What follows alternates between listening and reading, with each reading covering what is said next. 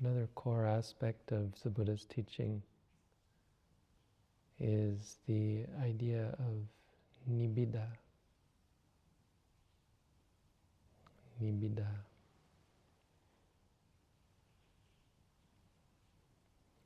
Ni means out.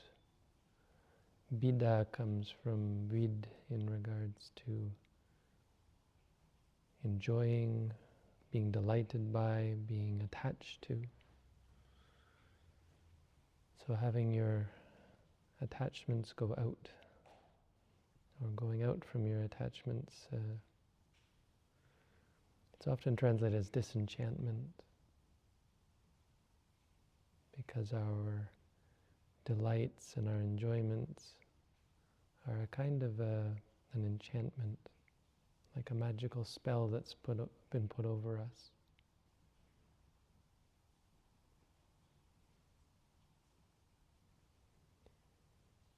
Because, of course, the things that we delight in and enjoy turn out to be, through the practice of mindfulness, not capable of satisfying us, and so not worth delighting in or enjoying. The concept of Nibbidā addresses two important misunderstandings or misapprehensions of the practice, two issues that meditators often have.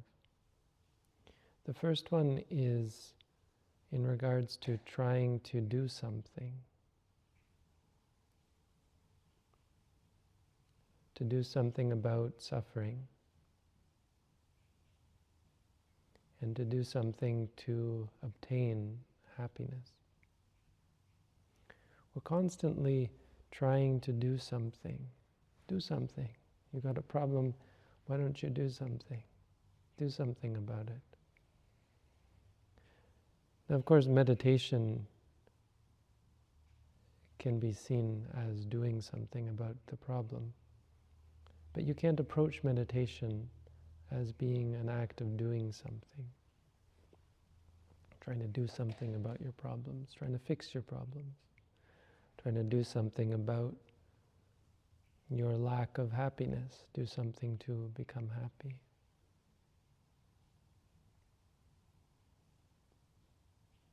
Doing something implies fixing. It implies changing your experiences.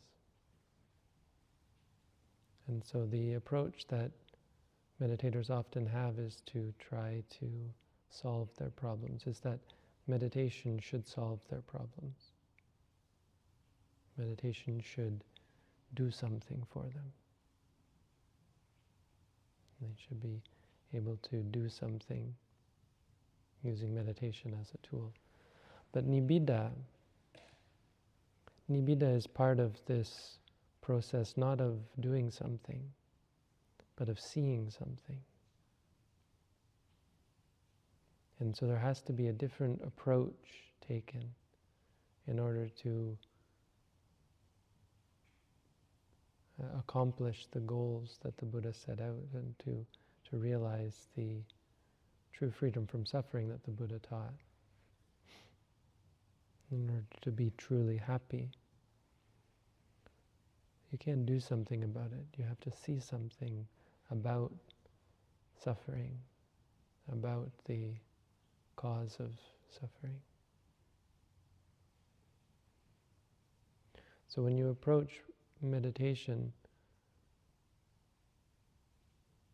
as an exercise of cultivating mindfulness, you have to think of it not as some magical tool that's going to do something about your problems or give you something. It's going to help you see something. It's going to help you see three things. Three things that are going to lead to what we call Nibbidā.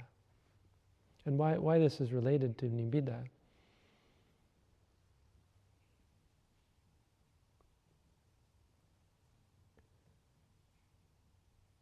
is because when you see clearly, reality has no basis for attachment or clinging.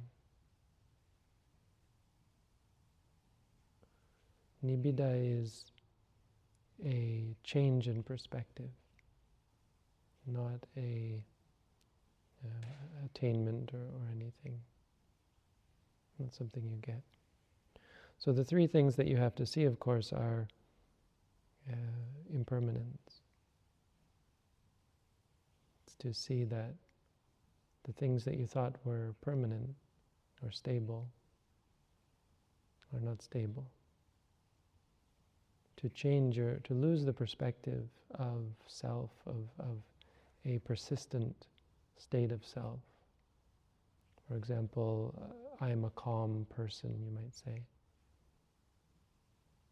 To see more clearly that actually the calm is not the person. Calm is an experience that arises and ceases.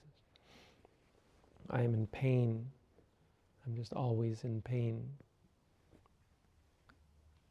Well, pain isn't something you are. Pain is an experience that arises and ceases. Seeing the changing nature of reality frees you from the grip of both positive and negative experiences. Seeing, the second thing, seeing suffering. Now, suffering, it's a hard word to translate, dukkha. Dukkha is just in reference to sukha. All it means is that the things that we thought were happiness, were satisfying, are not actually satisfying. And the third thing to see is non-self. Things are not ours, not under our control. And this should be a fairly familiar Buddhist teaching, but what I want to emphasize here is how this relates to Nibbidā. Because the second thing that Nibbidā addresses, this idea of disenchantment, is it changes our perspective of trying to understand. So the first I said was in regards to doing something. Well, Nibbidā isn't something that you do. Nibbidā is something that you become. You become disenchanted. And it's just through seeing. So in other words, instead of fixing your suffering, you just let go of it. You see it as being not worth clinging, not worth trying to fix. And so you become disenchanted. You get bored of it, bored of trying, bored of wrestling, bored of fighting. And the other thing is in regards to understanding. So trying to understand is a sort of wrong practice that is quite common. It's quite common because the Buddha talked a lot about understanding, but understanding isn't a practice. Understanding is the result of the practice, and it's important that you understand the sort of understanding that comes from the practice. Our ordinary idea of understanding is to intellectually, logically work out and appreciate and agree with intellectual concepts, like impermanence. Is it really impermanent? No. Is everything really impermanent? So we have the Pali, the Buddha said, Sabbe sankhara anicchati. All formations are impermanent. But then what did he say about this statement? He said, Yada panyaya pasati, when one sees this with clear understanding. Atanibindati dukkhe, and becomes disenchanted with suffering. Esamago visuddhya, this is the path of purification. And the same with suffering, the same with non-self. Seeing, he said, panyaya pasati. It's another way of saying vipassati. We shorten it. Usually we say vipassati, vipassana. Seeing clearly.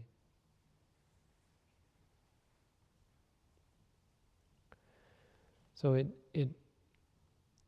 becomes a concern for meditators that They're not seeing the three characteristics. And I've talked about this in many other videos and many other talks, how it's easy to overlook the true understanding of the three characteristics and wondering when you're going to see these things, when in fact they're a part and parcel of mindfulness. The best way for a beginner meditator to understand the three characteristics as just being a lifting of the veil of the three opposites of permanence, satisfaction, and control. And it doesn't in fact have to be, or isn't really at its essence an intellectual understanding. It isn't a thought that comes in your mind.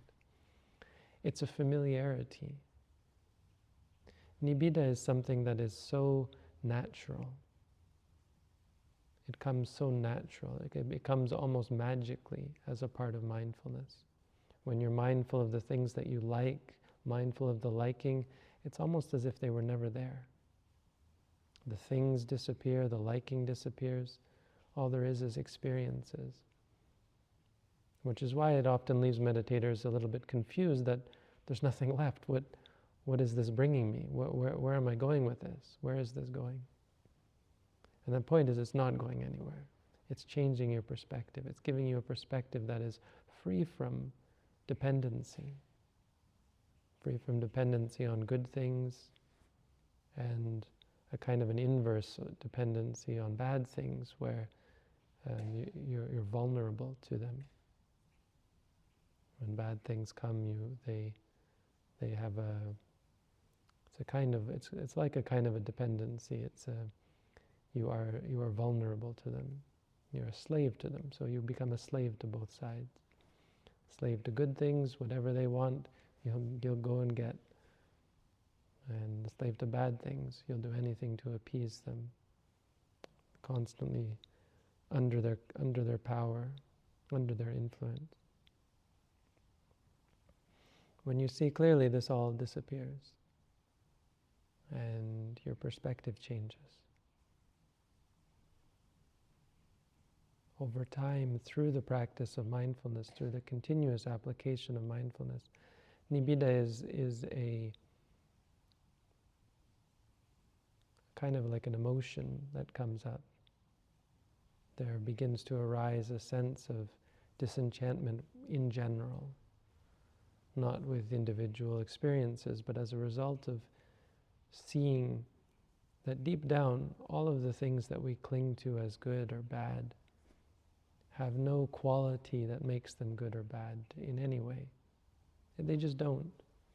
Buddhism isn't a pessimistic religion trying to take the fun out of things. It's saying that the fun isn't there. The satisfaction isn't there, and it's why we suffer. And we often know this, but are unable to break free because of our attachments, because of our perspective, because of our inability to put our mind in a place where it is in touch with reality, where it is in touch with the true nature of experience. It's because of the darkness and the delusion that attachment is able to thrive. So Nibbidā is the key. When you see these things are not worth clinging to. The Buddha said, Rupasmimpi nibbindati, one becomes disenchanted with form, physical form. All of the physical possessions that we have, even our physical body. We lose our attachment to our beauty, our fitness, our health, all these things. We come to see that they're all just ideas based on our hopes and our dreams and our desires and our aversions and our fears, based on our predilection with suffering. So we become disenchanted with all this stuff that turns out to just be suffering, and we become independent. Rupasmimpi nibbindati vedanasupi nibbindati, one becomes disenchanted with vedana, with feelings, We're so caught up in pleasure and pain. Pain is our master. Pleasure is our master. We do anything for pleasure. We will often do very immoral things for pleasure. Nibbindati. Through simple mindfulness, you come to see, well, Vedana is just Vedana.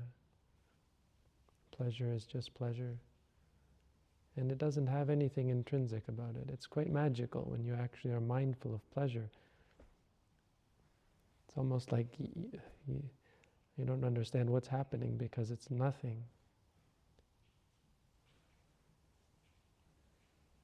It can often be a little bit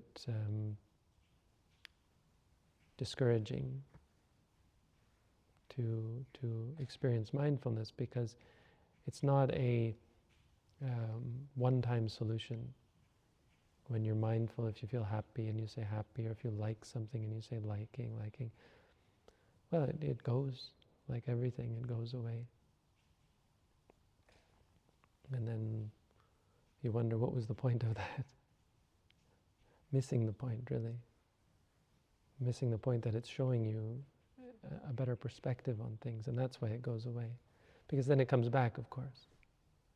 And it's only through sustained application that it becomes a form of understanding, where you appreciate that, yeah, actually, it's only when I am of clouded mind, distracted or darkened mind, when I'm unmindful, that I will cling to these things. Otherwise, it's not possible to cling because they're not worth clinging to.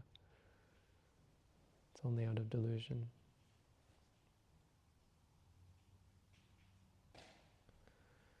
Vedana supi nibbindati sanyaya pi nibbindati. In regards to sanya, perceptions, memories. Sankhare supi nibbindati, thoughts. Viññānasmin pi nibbindati. In regards to consciousness, that wanting our consciousness to be this way or that way, meaning our experiences, wanting to have these experiences or those experiences, these thoughts, those thoughts, memories, perceptions. One becomes disenchanted with them all, like a bird looking through the tree for fruit, finding that in truth the tree has no fruit, and then flying away. As long as the bird thinks that there's fruit in the tree, it will cling to the tree. It won't fly away. But this is what happens when you become Nibbidā, when you become disenchanted. Nibbindang virajjati. When with Nibbidā, you become dispassionate. Dispassionate. Dispassionate is a cooling of the fires of passion, of angry passion or lustful passion, of this mindless kind of insanity that comes over us. We become blinded by lust or blinded by anger. Virajjati. Vi means it goes out, it goes off. Virago vimucchati, when one is nibbindang virajjati, virago vimucchati, through when you become dispassionate, you become free. Vimucchati. Vimuttasming vimuttamiti. When you're free, you know, I'm free. You're free. Freedom is the goal in Buddhism. But freedom doesn't come from doing something. It doesn't come from escaping a prison by force. It doesn't come by understanding things intellectually. It comes from what we normally would call letting go. But more particularly, it comes from disenchantment, from sobering up and drying up the sticky clingings that we have for things that are good or things that are bad. Which ultimately means it comes from mindfulness, from seeing the three characteristics, seeing the absence of their counterparts, realizing that the things we thought were satisfying, stable, satisfying, and controllable are none of those things. And it's not intellectual, just seeing them for what they are, because intrinsically they are not. They are impermanent, unsatisfying, and uncontrollable non-self. So an important concept to think about, an important part of our practice, and something to help us understand why mindfulness is valuable, what mindfulness is designed for, and how we should approach our practice. Trying to see clearly and eventually change our perspective to one that is less enchanted. So, thank you for listening.